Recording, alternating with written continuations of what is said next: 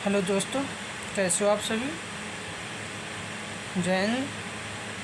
आप सभी का ताल लर्निंग इंस्टीट्यूट TLI में स्वागत है। पिछली क्लास में हमने देखा था वैदिक काल की राजनैतिक जीवन। उसमें हमने देखा था कि राजा कोई निश्चित भूभाग नहीं होता था, राजा कोई कर नहीं लगा सकता था, लोग अपनी इच्छा अनुसार कर उसे देते थे, जैसे क्या बलि का आ जाता था। राजा पंसोनकत नहीं होता था। राजा की सहायता के लिए कुछ 3 समितियां होती थी, सभा, उस समिति और पितज, जिनके नाम से सबसे प्राचीन समिति पितज थी। सभा कुलीन लोगों के एक संस्था थी, समिति आम लोगों की संस्था थी, और सभा में महिलाओं का प्रवेश नहीं था। राजा की सहायता के लिए कुछ अधिकारी भी होते थे, जिन्हें रचनिन कहा जाता था तथा राजा को राजन कहा जाता था। इन सभी अधिकारियों में प्रमुख अधिकारी पुरोहित होता था। तो हमने साथ ही बताया था कि राज कितने उसमें बटा होता था। ग्राम फिर कई ग्रामों को मिलकर क्या बनता था, पिस, जिसके प्रधान को पिसपत कहते थे, और उससे बड़ा जन होता, सबसे बड़ा जन, जिसे क्या कहते थे, राजन। कई पेशों को मिलाकर एक जन बनता था, जिसके प्रमुख को राजन यानी राजा। वो जन कई पेशों में पटा होता था, जिसके प्रधान क्या पिसपति बोलते थे। और 20 के नीचे के होते थे ग्राम कई कुलों में से मिलकर बना होता था। ये प्रशासन की सबसे छोटी इकाई क्या ग्राम होती थी। कि ये हमने पहले बताया। तो समाज की सब ग्राम कई कुलों में पटा होता था। वो कुल के प्रधान को क्या कुलब कहते थे, जो समाज की सबसे छोटी इकाई होती। अभी भी देखते हैं कि तो सरकार का अधिकारी या प्रशासनिक अधिकारी कहाँ तक होता, ग्राम लेवल में, ना कि किसी कुल यानी परिवार लेवल नहीं होता। प्रशासन की सबसे छोटी इकाई ग्राम है। ऋग वैदिक कालीन की समाज की सबसे छोटी इकाई क्या थी, कुल। और परिवार पितृसत्तात्मक होता था, यानी परिवार का मुखिया पिता होता था। तबकि पीछे हमने सिंधु घाटी सभ्यता पढ़ी थी, इंडस वैली सप्लाई थी, उसमें देखा तो परिवार का मुखिया माता होती थी, यानी माता सत्तात्मक वो होता था। इंडस वैली सप्लाई से यानी हड़प्पा सभ्यता माता सत्तात्मक थी। यहाँ तक कि इसके बाद एक वैदिक काल पितृसत्तात्मक था, यानी परिवार का मुखिया पिता होता था। ऋग्वेद की 10वें मंडल में पुरुष सूक्त का वर्णन है। पुरुष सूक्त में 10वें मंडल के अंदर एक पुरुष सूक्त है। पुरुष सूक्त में पहली बार वर्ण व्यवस्था का उल्लेख मिलता। इसके पहले हमने पढ़ा था वैदिक साहित्य। तो वैदिक साहित्य में हमने वेद पढ़े थे, उसमें बताया था ऋग्वेद के 10 मंडलों में थे, कौन मंडल कब जोड़ा गया था। उसमें बताया था कि 10वां मंडल सबसे लास्ट में जोड़ा गया था। सबसे लास्ट में जोड़ा गया, उसमें पुरुष सूक्त के अंदर वर्ण व्यवस्था का उल्लेख मिलता देखने को। इसी में सबसे पहली बार सूत्र नामक शब्द का उल्लेख हुआ है। इसी पुरुष सूक्त में 4 वर्णों का उल्लेख मिलता है, ब्राह्मण, क्षत्रिय, वैश्य और शूद्र। ब्राह्मण का कार्य क्या होता था, यज्ञ कराना, शिक्षा देना, यानी तो टीचिंग का काम आजकल, और पूजा पाठ का काम तो होता, वो पूरा ब्राह्मण का था। और क्षत्रिय का काम रक्षा करना था, हानि मार यानी सुरक्षा करना। तो इस समय तो डिफेंस लेवल जो आर्मी हो या पुलिस हो, पूरा ये काम किसका, क्षत्रियों का था। और वैश्य का काम आर्थिक गतिविधियों को पूरा करना, यानी व्यापार व्यवसाय तो होता था, पूरा करना वो वैश्यों का काम था। और शूद्र का काम इनकी सबकी सेवा करना होता था। और ये वर्ण व्यवस्था तो ऋग्वेद में देखने को मिलती है, ये कर्मणा थी, ना कि जन्मना। अब ये सब वर्ण कर्मणा क्या होता है, जन्मना। यानी कर्म पर आधारित थी। जैसा तुम काम करोगे उसी वर्ल्ड में जाओगे, ना कि जन्म की ये नहीं था कि पिता उसका ब्राह्मण था तो बेटा जन्म लियो ब्राह्मण ही होगा। क्योंकि बेटा यदि ब्राह्मण क्षत्रिय वाला काम करने लगा तो क्षत्रिय होगा। क्यों 9वें मंडल में, ऋग्वेद के 9वां मंडल है तो उसमें ऋषि अंगिरस ने खुद लिखा कहा है, मैं एक कवि हूँ, मेरे पिता वैद्य हैं, मेरी माता आटा पीसती है। इस प्रकार हम विभिन्न व्यवसायों से अतीब का उपार्जन करते हैं। यानी मैं एक कवि हूँ, यानी कवि यानी शिक्षक ब्राह्मण। मेरे पिता वैद्य हैं, वैद्य यानी वो इलाज करते लोगों का, यानी वैश्य हो गए। और मेरी माँ आटा पीसती है, आटा पीसने यानी सूत्रों का काम करती है, सूत्र हो। लेकिन इसके पास भी एक साथ रहती हैं। इससे पता चलता कि पिता कुछ और है, पुत्र कुछ और है, माता कुछ और है। उसी हिसाब से काम करते, उसी हिसाब से वर्ण व्यवस्था का लेख मिलता हो। इन कर्म के आधार पर न जन्म के। इसके बाद आए तो ऋग्वेद में ताशों के संबंध में समाधि की स्थिति में ताशों देखते हैं। ऋग्वेद में ताशों का उल्लेख मिलता है, लेकिन इनकी स्थिति यूरोप की ताशों की तरह नहीं थी। बहुत अच्छी स्थिति में थी आगे ताश वहाँ के हिसाब से। तो इसके बाद एक महिलाओं की स्थिति अलग से समाधि की स्थिति में देखा जाता है। समाज भले पितृ सत्तात्मक था, लेकिन महिलाओं की स्थिति अच्छी थी, सम्मानजनक थी। स्त्रियां युद्ध में भाग ले सकती थीं।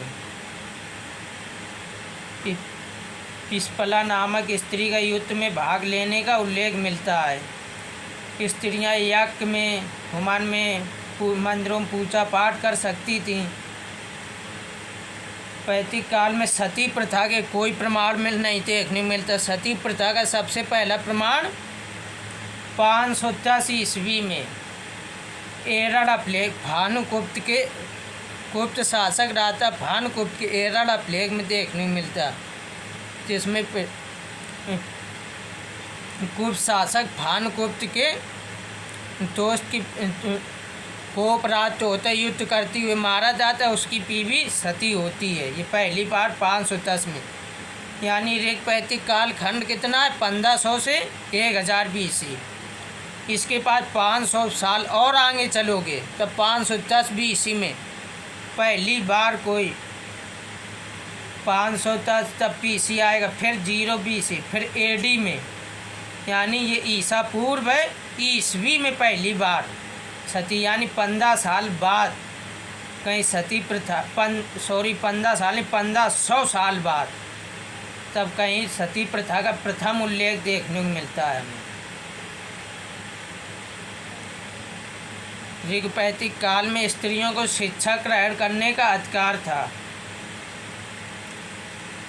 स्त्री अपनी इच्छा अनुसार विवाह कर सकती थी, यानी अपना वर खुद स्वयं चुन सकती थी।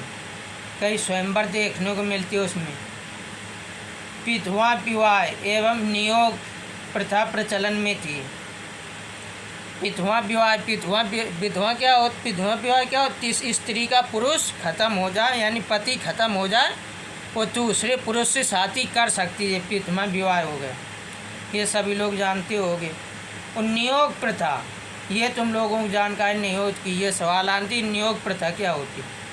नियोग प्रथा वो प्रत्येक स्त्री का यदि पति खत्म हो जाए तो अपने परिवार वालों से, अधिकांश होता था तेवर के साथ, उस समय तक रह सकती तब तक वो संतान प्राप्त न कर ले। और संतान में भी मेल संतान, यानी उत्तराधिकार तब तक प्राप्त न कर ले, तब तक उसके साथ रह सकती थी। इसे नियोग प्रथा बोलते हैं। आजीवन ब्रह्मचर्य का पालन करने वाली स्त्रियों को अमाजू कहा जाता है, यानी वो भी स्थिति थी कि बिना शादी करे स्त्रियाँ रह सकती थी। उसमें समानता पिता की संपत्ति पर पुत्र का अधिकार होता था। तो ये समय की समानता यही होता है।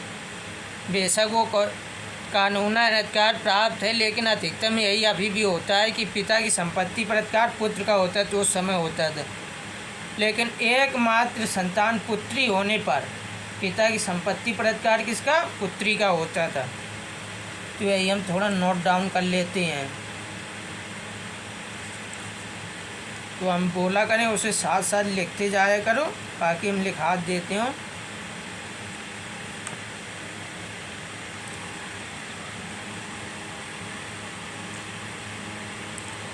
कैसा? ऋग्वैदिक समाज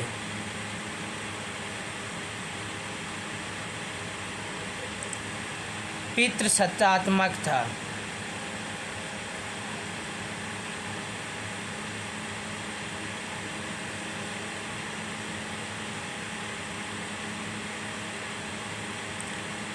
पितृसत्तात्मक था।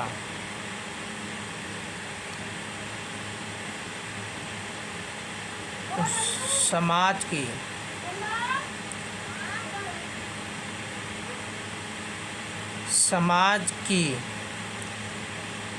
सबसे छोटी इकाई कुल होती थी। समाज कई भागों में समाज की सबसे छोटी इकाई कुल के ऊपर क्या होता था? ग्राम से 20 और 20 से जन। तो कुल का प्रमुख कौन होता था? कुलप। तो इसके बाद समाज की सबसे छोटी इकाई कुल होती थी। कुल से बड़ी इसका मुखिया क्या होता था? कुलप कहलाता था। कुलप। इसके बाद क्या होता था? ग्राम। ग्राम के मुखिया क्या कहते थे? ग्रामीण।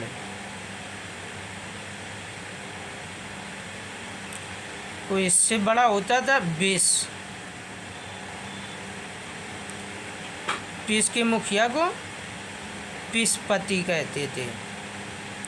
और इसके पास सबसे बड़ा क्या होता था? जन आता था।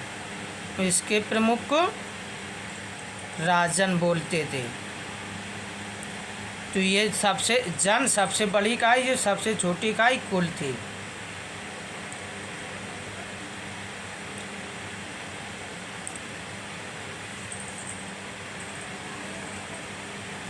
और ऋग्वेद के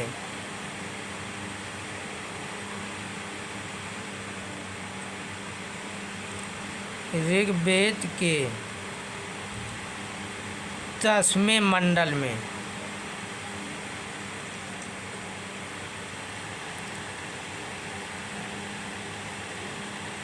उल्लिखित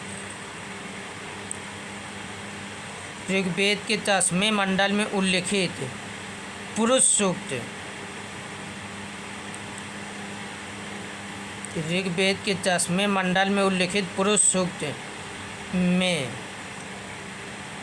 पहली बार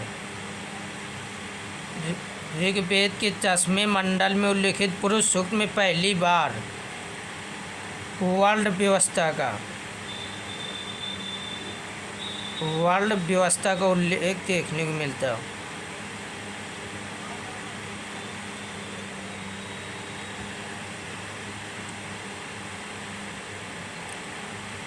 का उल्लेख है। 10वें मंडल में पहली बार वर्ल्ड व्यवस्था का उल्लेख किया गया है।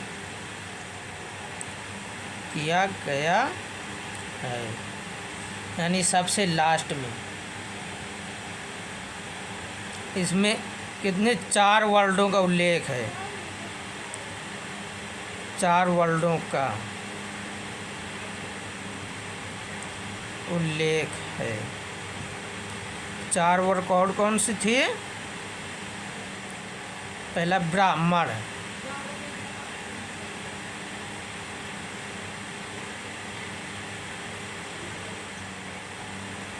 दूसरा क्षत्रिय,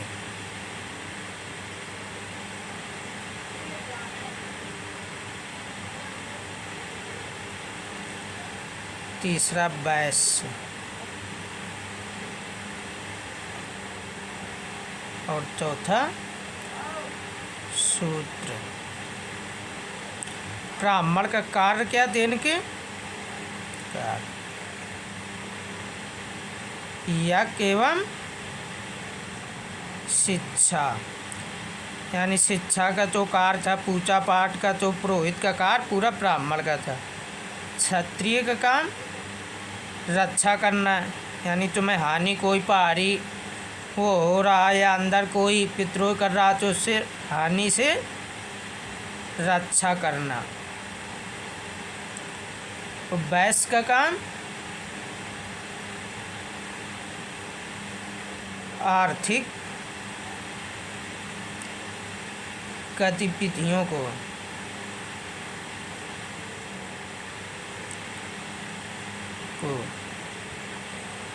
पूरा करना,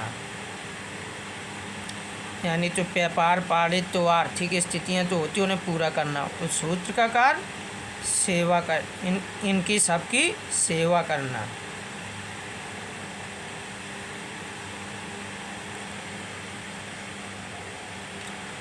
ये इनके कार्य थे। ये वर्ल्ड व्यवस्था कर्मणा थी। ये वर्ल्ड व्यवस्था जो थी कर्मणा थी, यानी कर्म पर आधारित थी, ना कि जन्म पर। हमने पहले समझा दिया। वर्ल्ड व्यवस्था कर्मणा थी, तो जैसा कर्म यानी तो जैसा काम करेगा उसी वर्ल्ड में जाएगा वो। अब पूछिए कैसे कर्मणा थी? कैसी थी? क्योंकि 9वें मंडल में, 9वें मंडल में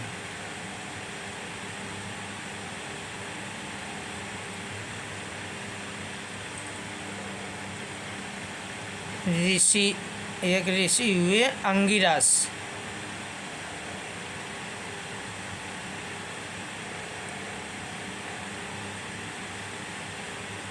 नौवें मंडल ऋषि अंगिरस के अनुसार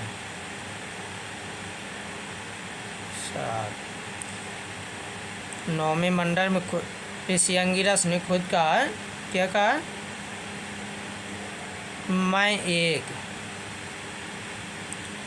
कवि हूँ तथा मेरे पिता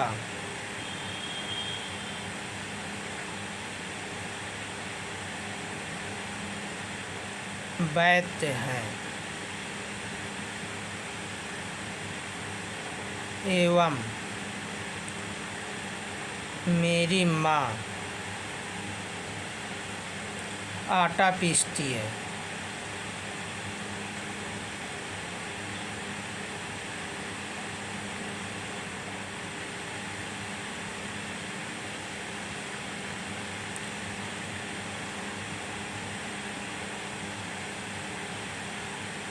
इस प्रकार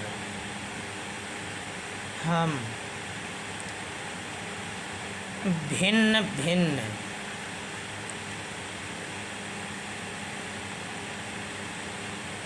व्यवसायों से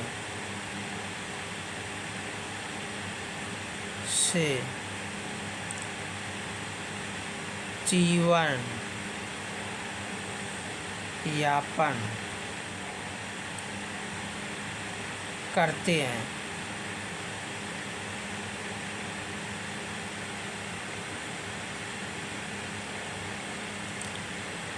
यानी इसमें अंगिरस ऋषि खुद कहते कि हम भिन्न भिन्न व्यवसायों से जीवन यानी ये वर्ल्ड व्यवस्था थी तो कर्म के आधार पर थी, ना कि जन्म के आधार पर।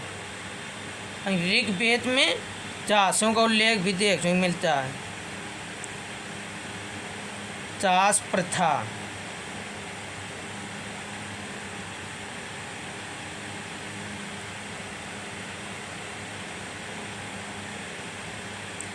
का प्रचलन था, लेकिन यूरोप की तहसों के तरीके नहीं थे यहाँ की तहसों के। यूरोप के तहसों ऐसे उन तहसों को बांध कर रखा जाता था, उन्हें खाना नहीं सही दिया जाता था, उन पर कोड़े बरसाए जाते थे, लेकिन ये यहाँ कुछ नहीं था। भारत में उनकी स्थिति अच्छी थी तहसों की। इसके बाद हम देखते हैं महिलाओं की स्थिति। महिलाओं की स्थिति क्या थी?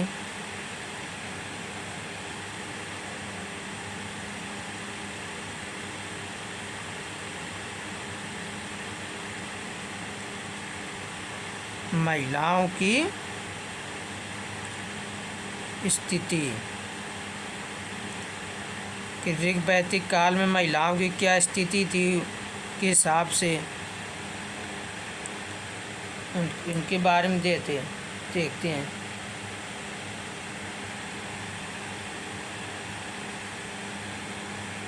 पितृसत्तात्मक समाज होने के बावजूद भी स्त्रियों की स्थिति सम्मानजनक थी।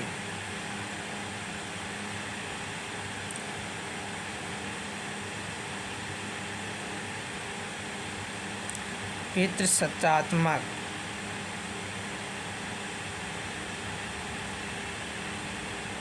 समाज होते हुए भी स्त्रियों की स्थिति सम्मानजनक थी, क्योंकि स्त्री युद्ध में भाग ले सकती थी।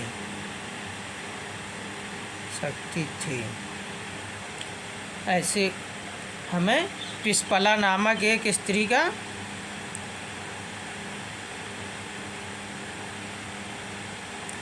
युद्ध में भाग लेने का वर्णन देखने को मिलता है।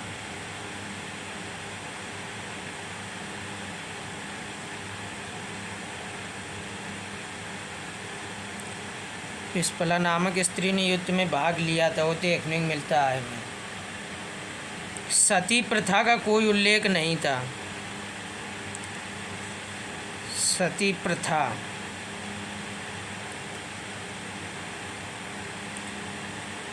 का प्रचलन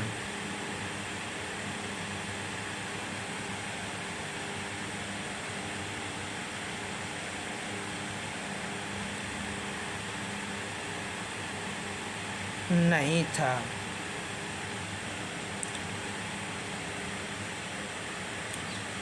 सती प्रथा का स्त्रियां शिक्षा ग्रहण कर सकती थीं। शिक्षा का अधिकार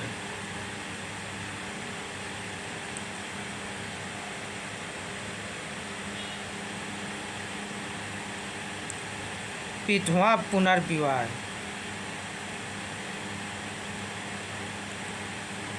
एवं नियोग प्रथा का प्रचलन था। नियोग प्रथा क्या होती है और विधवा पुनर्विवाह क्या होता है, सब हमने आपको पहले समझा दी। नियोग प्रथा में स्त्री अपने पति के ख़त्म होने के बाद देवर के साथ तब तक रह सकती तब तक उसे उत्तराधिकार प्राप्त न हो जाए। विधवा पुनर्विवाह में उसका यदि पति ख़त्म हो जाए तो दूसरा विवाह कर सकती थी, किंतु संपत्ति पर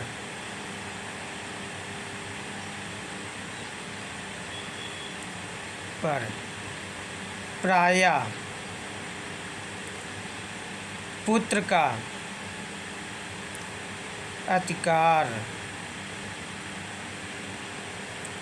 होता था, लेकिन एकमात्र संतान पुत्री होने पर पुत्री का अधिकार होता था।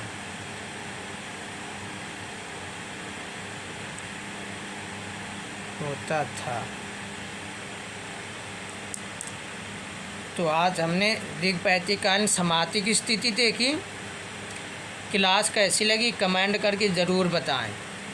तो क्लास अच्छी लगी हो तो लाइक करें और चैनल को यदि अभी तक सब्सक्राइब न किया हो सब्सक्राइब अवश्य कर लें, जिससे आगे आने वाली वीडियो की आपको तुरंत जानकारी मिलती रहे। तो क्लास को शेयर अपने दोस्तों तक शेयर ज़रूर कर दिया करें, जिससे दोस्तों को भी आपको उसके फ़ायदा मिल सके। तो आज की क्लास यहीं तक रखते। जय हिंद, जय भारत।